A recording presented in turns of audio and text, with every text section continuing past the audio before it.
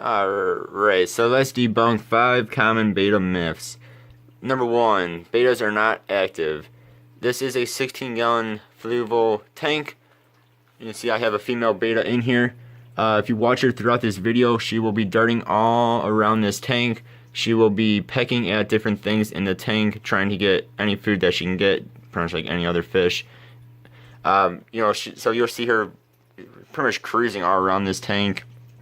She goes in and out of my decorations there. She goes in and out of the plants. She goes zooming around the bottom of the tank, zooming around the top of the tank. She pretty much goes everywhere in this tank. So watch her throughout this video and you'll see that they are very active fish. Now they are not very active when you keep them in too small of a tank. So like those cups that they come in, if you sit in a pet store and watch most of the betas, yes, they look like they're pretty much going to be dying. That's because they are in way too small of an enclosure. Put them in something nice size, the bigger the better, of course, and you will see that they are very, very, very active and fun fish to watch. Number 2 is that they do not get along with other fish. So I have her in here with some rasboras, pretty small fish, and she does not bother them one bit. Now, of course, you can say that female betas are not as aggressive as male betas.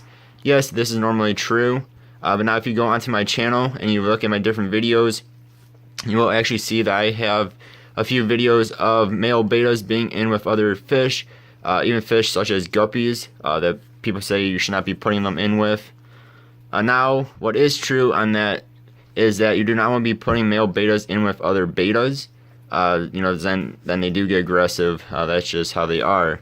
But if other community fish, 90% of the time I would say they are just fine. Every now and then, yes, you will come across that one beta that just has it out for anything that it sees. But 90% of the time, I would say you can keep them in with other fish as long as your tank is big enough. You do not want to be putting them in a small tank. I would say anything less than 10-gallon tank with other types of community fish. Keep them in a 10-gallon tank or bigger and you will be just fine, even with male betas. Now, female betas can be put in with other female betas, but there are limitations to that as well. But yes, you can keep betas in with other fish, just not other betas for the most part. Number 3 is they do not need a heater. This is not correct either, as betas need pretty much between 75 to around 80 degrees Fahrenheit. If it drops anywhere below 70 degrees, they will most likely stop eating. This will stress them out. This can get them to become very sick. So that is all around not good. So you do want to keep your heat to at least 75. Ideally is somewhere between 75 to 80 degrees. Most of mine are in the upper 70s, somewhere around 78. That's where I like to keep mine at. Number 4 is that they can live in these super, super tiny tanks, such as this super tiny tank right here. This, I believe, is either 0.5 or 0.75 gallon only. You can see in there I have a Merino Beta Buddy, which is, of course, not a live beta. This is ideal for this size of a tank. An actual beta, not so ideal for this size of a tank unless it has some sort of weird abnormality. Something's wrong with the beta. Then a small tank might be appropriate, but for 99% of betas, you do not want to keep them in a super tiny tank. I would personally recommend at least a 2-gallon tank. Most people would say 2.5-gallon tanks. I say 2-gallon tank as long as it is a longer tank, so such as this top fin tank here. As you can see, it's nice and long. It gets decently wide at the back, but it is not super tall. And this is only 2 gallons. Other sizes could be like 3 gallons or even 5 gallons. 5 gallons is probably the best, and then up from there, of course. Or this is another example of a 5-gallon tank. But I would recommend at least a 2-gallon tank if it is long and wide, like this one is here. Because again, in super tiny tanks, such as like the little tiny bowls or cups that they keep them in at pet stores, if you go there and watch them, 99% of the betas will be just laying down on the bottom of the tank, acting like they're about to die. And that's what they will also do in very small tanks that you can actually buy as well.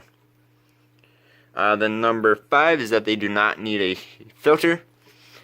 This is, it's somewhat true to a point, but without a filter, you're not going to be getting as good of a biological colony going, which will help filter out your water, help keep your water nice and clean, helps reduce the ammonia and nitrates that are in your tank. Pretty much, if you don't know what I'm talking about, go watch the how to cycle your fish tank, pretty much, and you'll learn more about that. But without a filter, yeah, you're not going to be getting as good of a biological colony going, which means your water will just not be as clean, and of course your water's not as good. It is going to end up making your beta sick, and of course could end up, having a dead beta in the end. Now betas should live pretty much between 3 to 5 years, and without a good filter, without heat, without enough space for them to swim around in, you'd be lucky if your beta lives a year, which is about a third to a fifth of what they should be living, which is just sad. Yeah, so pretty much get a good sized tank for your beta. Get a heater for your tank if your water is pretty cold, if your room is pretty cold, whatever. Get a filter for them, and if you want to keep them with other fish, get at least a 10-gallon tank or bigger, and then be very mindful of the